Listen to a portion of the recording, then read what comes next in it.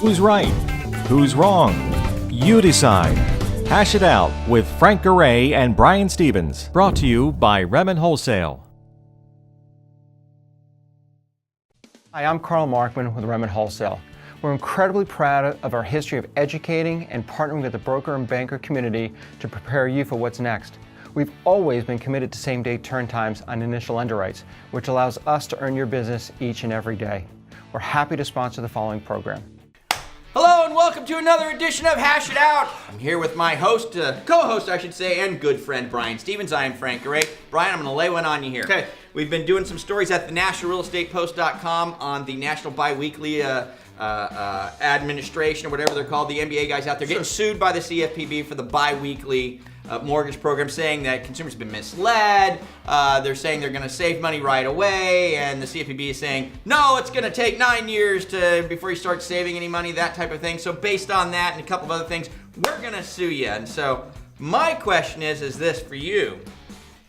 If that's the case, right now, there is nothing in place in the lending arena that says if you do a refinance for a consumer, that you have to have him sign something saying you understand that it's going to take 6 years to pay back the cost of getting this refinance. There's nothing in place right now. So, with that in mind, do you think that the lenders out there should maybe start doing their own disclosures right now before this stuff starts hitting the table? Because under that premise, the CFPB could sue every freaking lender in the country on every single refi that they ever did. You're saying it's the same principle in theory. It is. Okay, so let's reboot it. So the company who got sued by the CFPB, they charge $1,000 up front. Yeah. According to Barry in a conversation that we had with him, he rightfully pointed out that it's going to take a ton of time to recoup that money. Sure. So if somebody jumps out of the program, sells the house, whatever Yeah. the case is, they're going to lose out, and that's the premise for the lawsuit. One of them, So yeah, based, the main one. So based on that premise, Yeah. if you have a client who gets a refinance, okay, and let's say you've got $4,000 in junk fees, and they're going to save $200 a month. When you Right. have a conversation with that client, you're telling them all about the $200 a month that they're going to save, and you might even tell them, hey, it's going to take you 2 years to recoup, but you're going to be better off for it. Right. The problem is, if you're not disclosing it on a piece of paper, you don't have any evidence of that conversation. Correct. And so if they're going to sue the biweekly company, then why in the heck wouldn't they sue every single person or every single company that offered a refinance? Correct. Or even better yet, why doesn't every single person who ever got a refinance who sold their house or refinanced it once again before that savings actually hit, why don't they force a class action lawsuit? Correct. That could happen. And make billions of dollars. We're doing this kind of tongue in cheek a little bit, but it's based on real policies that we're seeing taking place. Right. If you own a mortgage company right now, Yes. and you have any question or any ambiguity about the clarity of what you're trying to state to your client and you don't address it, it's on you right now. Yeah. Because what we have with groups like the CFPB is we have policy through enforcement. Right. Okay, so what happens is they don't write a policy No. and then enforce it.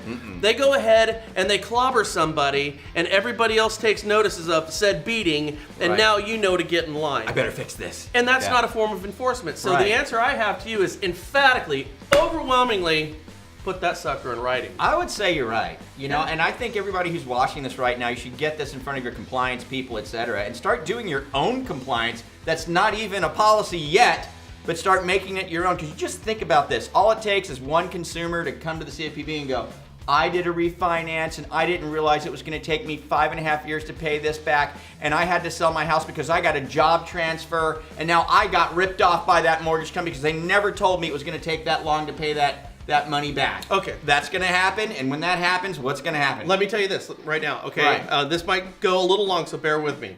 I just got a letter. I sat down with some folks over at Quicken, so I had a chance to go speak with Dan Gilbert. Yes. There's a lawsuit that they went through on a lady who refinanced a house. She tried to. She got a prequal on it.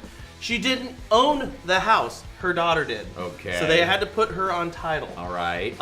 Then she missed 2 payments. Okay. She went into a different type of loan. They still got her done. Okay. She defaulted on her new loan after 2 payments. Okay. Then she decided to sue the appraisal company and sue Quicken for this. At one point, her settlement, I'm not kidding you guys, and I've got all this in writing, their settlement was for over $5 million. Shut the front door. You know what the loan balance was? $171,000. Oh my God. You want to know something else? She had an opportunity to rate Quicken and how they performed on this loan, and she gave them excellent across the board. It wasn't until she defaulted on a loan on a home she didn't own that she decided she was the victim here, and she was awarded at one point $5 million. Woo! Put everything in writing. Put it all in writing. And I'll tell you what, we are going to do this because this story is absolutely insane. It is insane. Well, there you go. Hey, get this to your compliance people. I'd start making that as part of your disclosure package on your refinances. Let us know your thoughts down below. Have a great day. We'll catch you here next week on Hash It Out. Bye. Later. What's the ultimate measure of a wholesale lender? Commitment. Remin Wholesale is committed to our broker partners. It's why we provide a huge educational platform offering everything from webinars to seminars to individualized training tools and the program you just watched. We understand that our role is to make you look great in front of your customers and referral sources so you can earn more business and increase your income. Find out more at reminwholesale.com.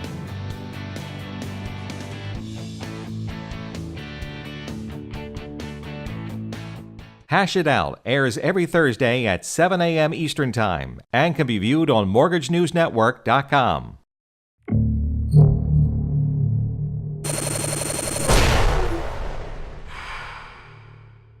This is Mortgage News Network.